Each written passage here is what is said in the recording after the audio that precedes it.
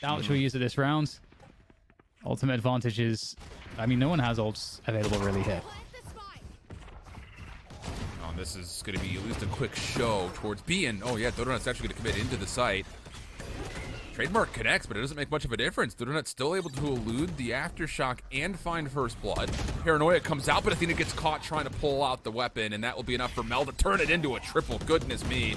Last player around the corner is Kath. Not much to be done there.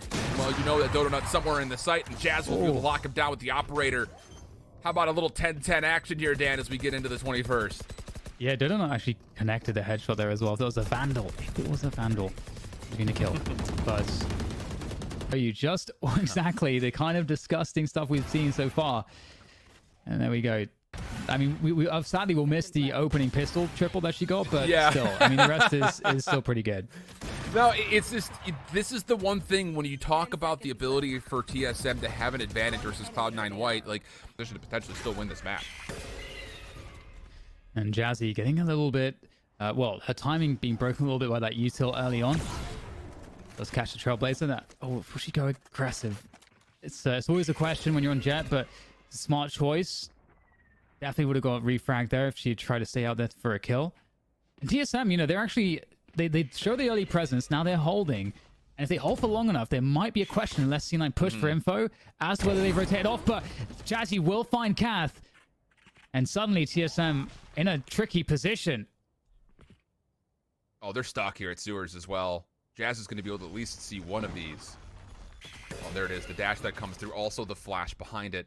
But the aftershock really wasn't super well placed. It was just there to flush them out of position. So there is a numbers advantage still for the defenders of Cloud9 White. And 45 seconds on the clock, TSM need to make a decision on which site they want to go to, and more importantly, how. Because you have no intel whatsoever to what the setup at C even remotely looks like. Yeah, and the safe thing for Cloud9 White is to do exactly what they're doing here, just holding to a site. Don't move around too much. You have the trademarks to tell you exactly what's happening towards mid. So you can give up B.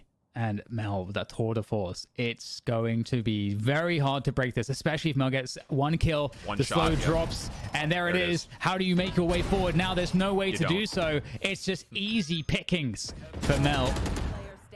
There's nothing that Dodonut can do. It's very depressing, actually, when you're stuck in that slow.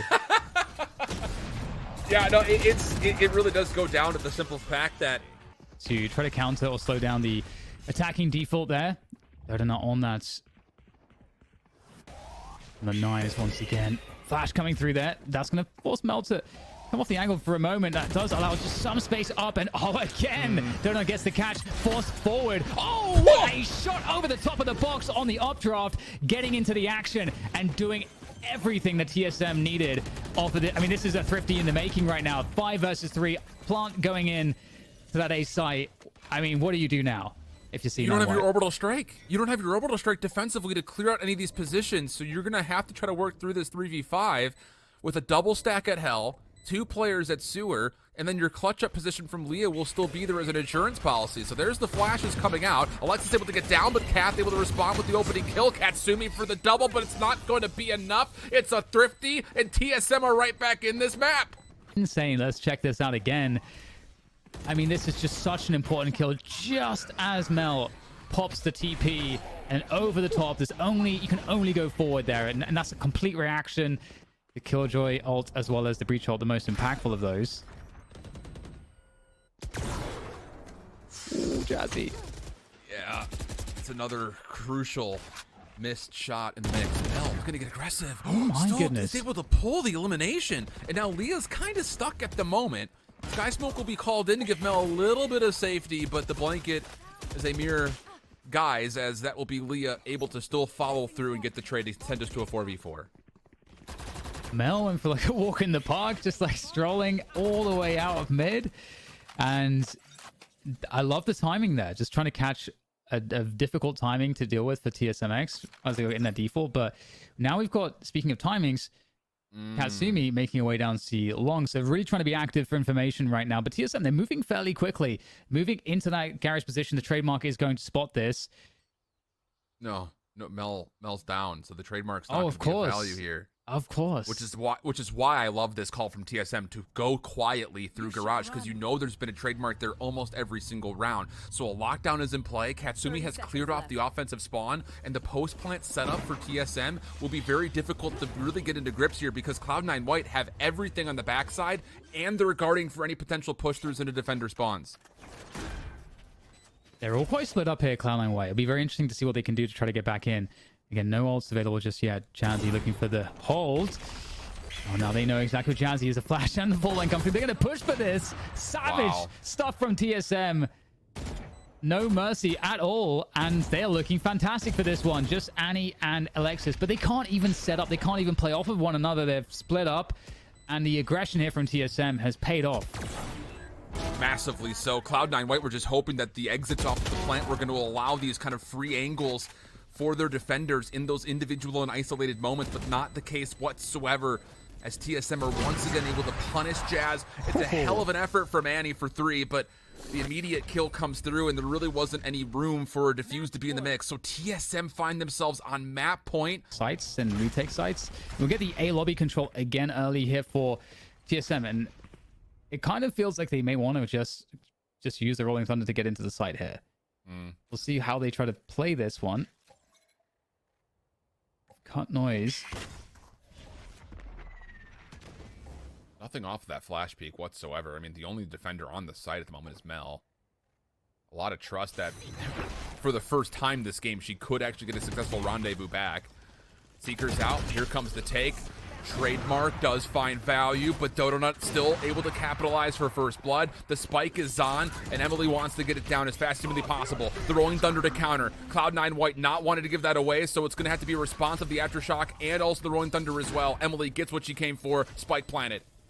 Yeah, really, really well played so far for both sides to try to make this round count. And this is Cloud9 White's streak on the line. 28 maps in a row.